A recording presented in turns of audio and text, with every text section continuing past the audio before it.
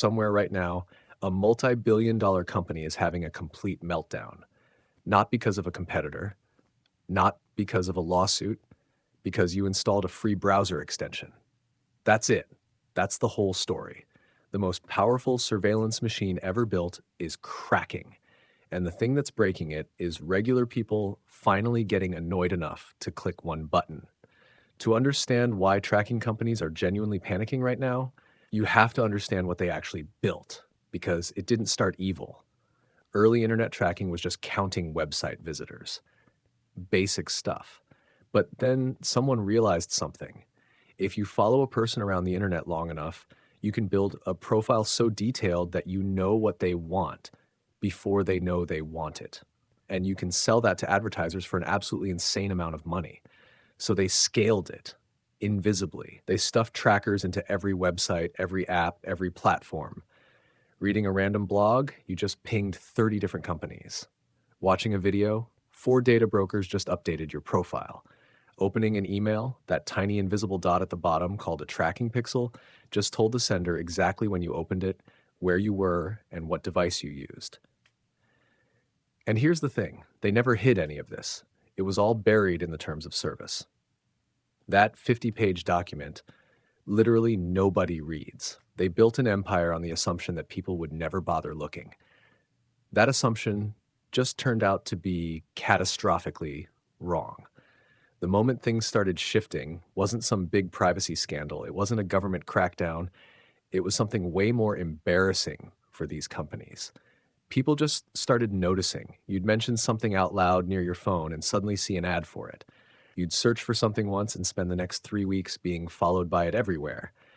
And at some point, the feeling went from, that's convenient, to wait, why does my phone know that? That shift in feeling is what started everything. Because once people got creeped out, they started asking questions. And once they started asking questions, they found the tools: ad blockers, privacy browsers, tracker blockers, VPNs. And the wildest part, these tools worked. Like, actually worked. The invisible surveillance machine that took decades to build turned out to be surprisingly fragile the moment anyone pushed back against it.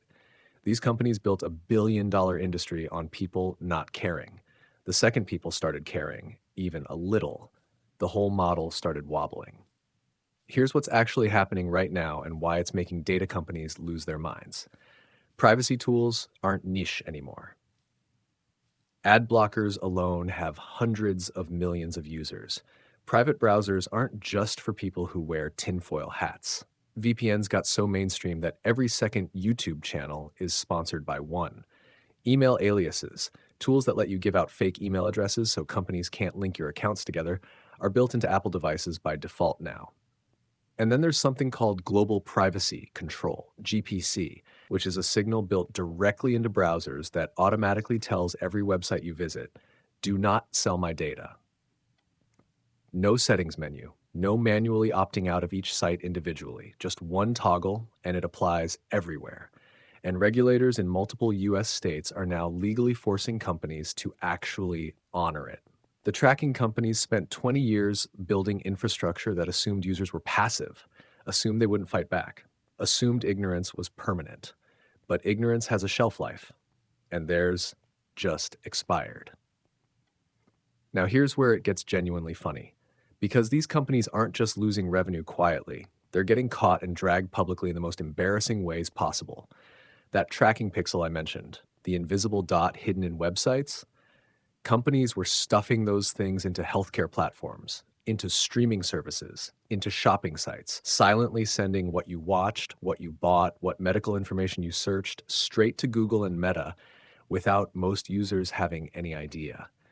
And then independent researchers started finding them. Lawsuits started dropping, class action after class action from people who never even knew they were being tracked. And data brokers, the companies that literally just buy and sell profiles of real people, are now facing a problem they genuinely didn't prepare for. Users can request deletion. Automated removal tools exist that mass delete your profile from hundreds of broker databases at once. The inventory these companies built over decades is now actively shrinking because people finally realized they could just demand it be deleted. The business model that seemed untouchable 3 years ago is leaking from every direction at once. Obviously, these companies aren't just sitting there accepting it, they're adapting, building sneakier trackers, finding new workarounds.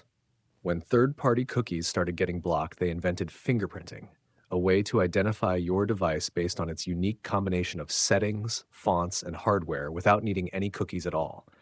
When ad blockers got better, they started injecting ads directly into content streams where blockers can't reach them. But here's what's changed. Every time they build a new workaround, privacy tools, browsers, researchers, and regulators adapt around it faster than before. The cat and mouse game still exists, but the mouse got faster, and the cat is getting tired. What these companies never accounted for was the possibility that user awareness could compound the same way their data did. Every person who learns about tracking tells someone else. Every lawsuit makes the news. Every creepy ad story goes viral. The information that was supposed to stay buried is now just content. Here's the part nobody's saying clearly enough.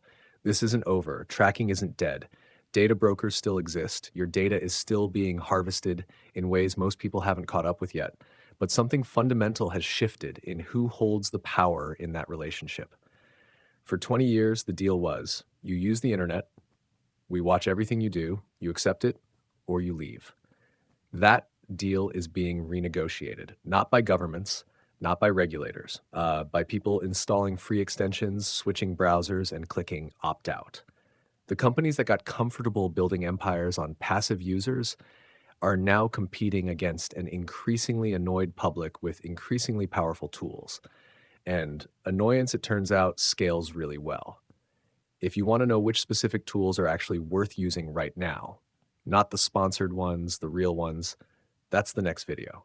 Subscribe so you don't miss it. And drop in the comments, do you use any privacy tools or are you still on default Chrome letting them cook?